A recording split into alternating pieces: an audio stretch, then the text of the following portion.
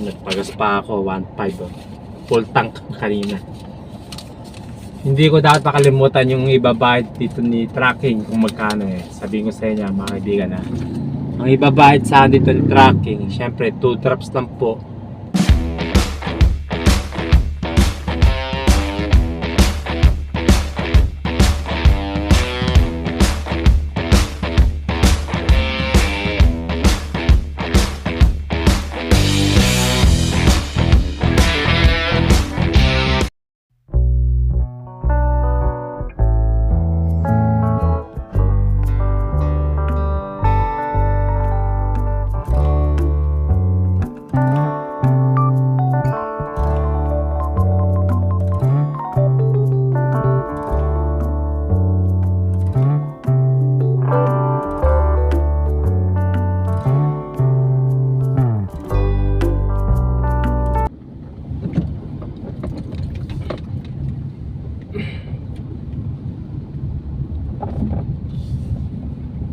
Okay mga kaibigan, good morning po sa inyo lahat. Time check, yan, 7:48 ng umaga.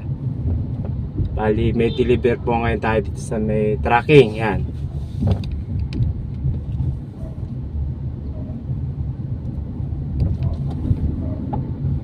Bali, ngayong araw na tayo mga kaibigan, 2 drops lang po ngayon sa deliver ko. At ang pinaka-area ko po ngayon sa pag-deliver ko dito sa may, sa may Quezon City saka Mandaluyong, 2 drops. Bali dito sa may Quezon City, malapit sa may Cubao.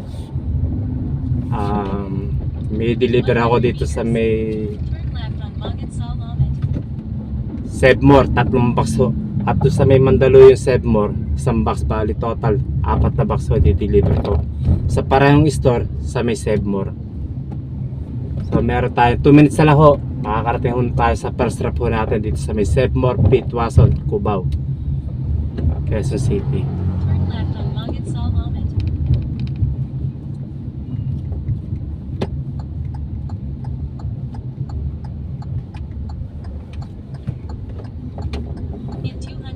Mayang konti, papakita ko sa inyo yung box na deliver ko dito sa may Sebmore, Pitwason, sa may Sebmore, Mandaluyong. Bali total ho nyan 4 na box. Di naman ho siya kabigat, at tama-tama lang po yung bigat pag kaya-kaya naman buhatin.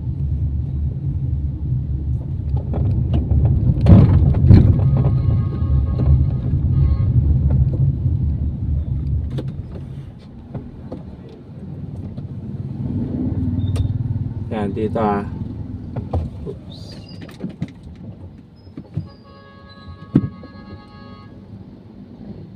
Atras tayo.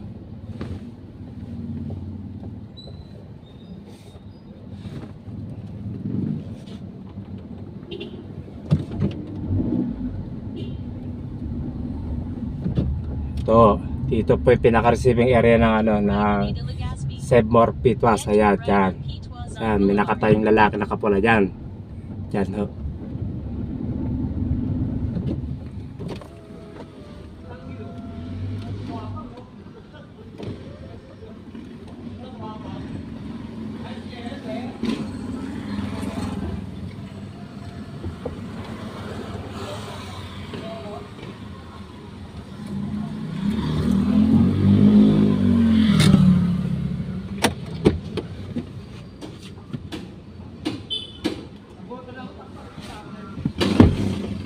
Okay guys, bali papakita ko na sa inyo yung yung item inbox ko sa dito sa may compartment nakalagay na di-deliver ko dito sa may Sebmore, Pitwason, Cubao, Quezon City.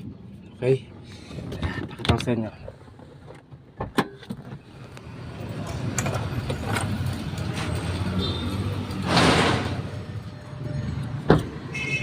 Ito po yung item, yung box na di-deliver ko. Yan. 4 na box po yan. Ito. Gagalan po yan. Ito po yung 3 box na di-deliver ko. Sebmore Pitwaso. Ito resibo niya. Yan po, 3 box lang po yan. Okay guys, bali na ako na yung resibo ko dito sa may Sebmore. Kumbaga na-receive na yung 3 box ko rito. Ito na, may tatak na. May receive na yan, may perma. Ayan.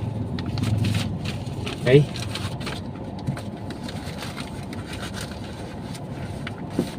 Siguro wala pa isang oras yung pag-antay ko na-receive na yung deliver ko yung item ko.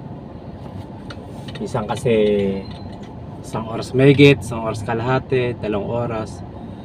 Meron time na matagal mag-receive yung store, yung Sebmore, yung Pure Gold, ganun. Nakakainit yung maghintay. Kaya yung iba, mga nakakasabay kong mag-receive o mag-deliver dito sa store, hindi kayo kwenta, ang tagal mag-receive, dumadaing. Kumbaga nagre-reklamo. Siyempre, mayroon pa sila iba deliver. Naghahabol kasi mahirap maabutan ng cut-off time ng receiving sa delivery namin. Kailangan matapos namin bumaghapon yung kailangan nga. Dapat nga, before lunch o bago magtanghali, tapos na yung deliver namin kasi may cut-off time yung mga store sa receiving sa pag-deliver namin. Minsan mayroon alas 2, alas 3. So mas maganda matapos kami ng mas maaga. Before lunch dapat tapos na kami. Kasi kapag di kami natapos kagad ng before ng tanghali, before lunch, syempre break time pa sila. Syempre alauna na marireceive. Kung cut-off time nila ng receiving sa resibo alas 2, baka alanganin tayo paano kung marami kami deliver, diba?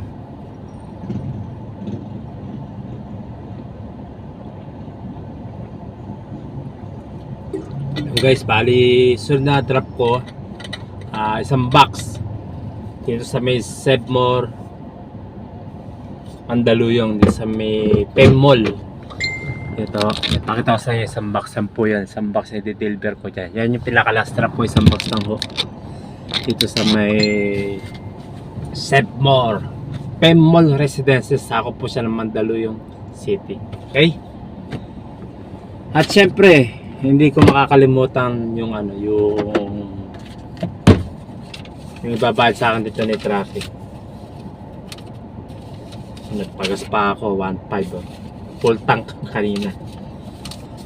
Hindi ko dapat makalimutan yung ibabayad dito ni tracking kung magkano sabihin ko sa inyo mga kaibigan ang ibabayad sa akin dito ni tracking, syempre 2 drops lang po.